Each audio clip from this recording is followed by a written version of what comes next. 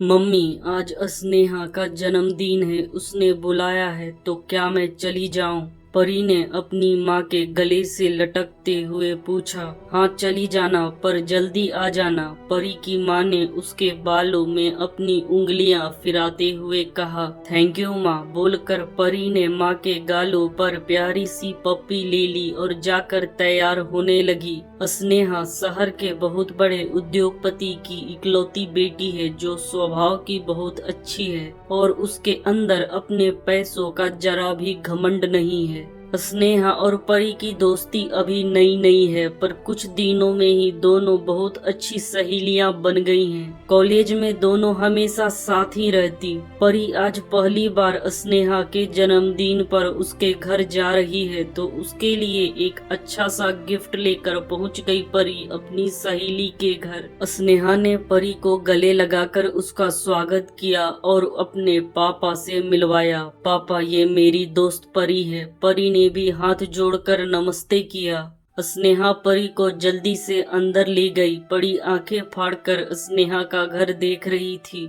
घर क्या था, पूरी हवेली थी जिसका इतने अच्छे से रख रखाव किया गया था कि नए घरों की दीवारें भी उनकी चमक देखकर शर्मा जाए। परी के घर के 2 कमरों के बराबर तो सिर्फ नेहा का अकेले का कमरा था जिसे बहुत ही आलीशान तरीके से सजाया गया था। स्नेहा खुद भी आज किसी राजकुमारी से कम नहीं लग रही थी। हल्के पिंक कलर का गाउन, कानों में डायमंड के कुंडल और हाथों में डायमंड के ही ब्रेसलेट में अटैच अंगूठी। परी के लिए ये सभी कुछ एक सपने जैसा था, क्योंकि वो एक मिडिल क्लास परिवार से थी। उसके जन्मदिन को एक जोड़ी नए कपड़े और परिवार के साथ माँ के हाथ का बना हुआ केक काट कर मना लिया जाता था। पर यहाँ तो पार्टी में जैसे पूरा शहर ही आया हो। पार्टी पूरे शबाब पर थी और अब केक काटने की बारी थी तो स्नेहा अपने मम्मी और पापा के साथ आगे बढ़ी। पर परी को एक बात बहुत अजीब लगी। स्नेहा के पापा के होते हुए भी उसकी मम्मी ने कोई श्रृंगार नहीं किया था। ना चूड़ी, ना बिंदी, ना ही सिंदूर, बस एक सूती साड़ी में लिपटी एकदम सिंपल सी थी वो। पहले तो परी को लगा जैसे फिल्मों सीरियलों में दिखाते हैं कि बड़े लोग अपनी बीवी को ज्यादा महत्व नहीं देते, वैसा ही कुछ होगा। पर थोड़े ही देर में परी की ये गलतफहमी भी दूर हो गई, क्योंकि स्नेहा के पापा उसकी मम्मी को सभी से मिलवा रहे थे और बहुत सम्मान भी कर रहे थे।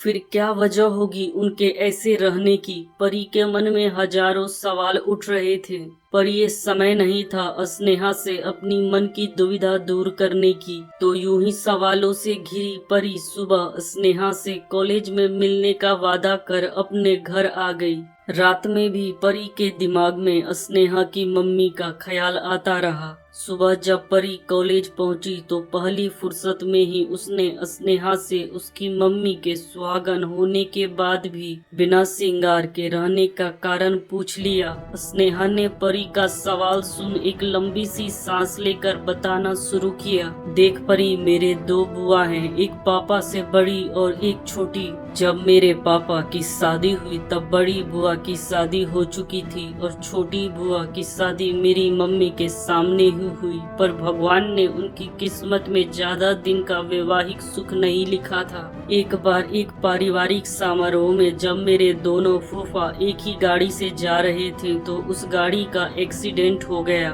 और मेरी दोनों बुआ एक साथ विधवा हो गई। बड़ी बुआ तो फिर भी कुछ दिन अपनी ससुराल में रही, पर छोटी बुआ को उनके ससुराल वालों ने अपने बेटे की मौत का जिम्मेदार ठहराकर उन्हें ससुराल से निकाल दिया। तो बुआ अपने मायके में आकर ही रहने लगी। थोड़े दिनों बाद ही बड़ी बुआ भी यहाँ आ गई, क्योंकि पति बिना ससुराल नहीं होता। घर में 2 बहनों को सफेद लिबास में देखकर सभी का कलेजा मुंह को आता था। पर ईश्वर के आगे किसकी चलती है। पापा ने छोटी बुआ की शादी के बारे में भी सोचा, पर इस समाज ने हमेशा उन्हें ये बोलकर नकार दिया कि जिसकी किस्मत में पहले पति का सुख नहीं है, क्या पता शादी होते ही दूसरा पति भी न रहे। घर में रुपए पैसे की कोई कमी न थी और मेरी माँ भी अपनी ननदों से बहुत प्यार करती थी। सो उन्हें मायके में रहने में कोई परेशानी नहीं हुई। पर अपनी 2 विधवा ननदों के रहने से मेरी माँ ने भी ये सोचकर श्रृंगार करना छोड़ दिया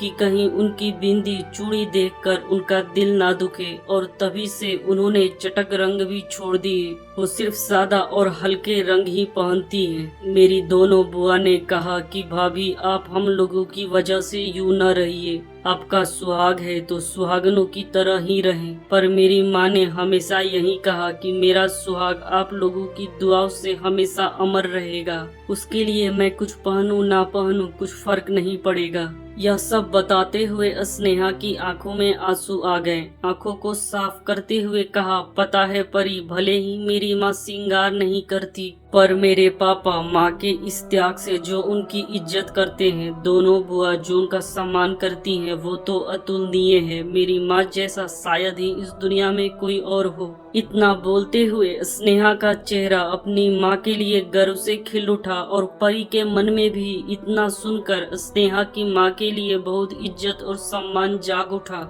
चाहे आज के जमाने हो या पुराना जमाना, हर जमाने में भाभी और ननद के झगड़े ही होते सुने हैं। कभी कभी तो अगर ननद किसी वजह से मायके में आकर रहती है तो उसे अपनी भाभी के गुस्से का सामना करना पड़ता है। पर आज परी ने पहली बार ऐसी भाभी के बारे में सुना था जिन्होंने अपनी ननदों के लिए अपने शौक, अपनी खुशियों का भी त्याग कर दिया था।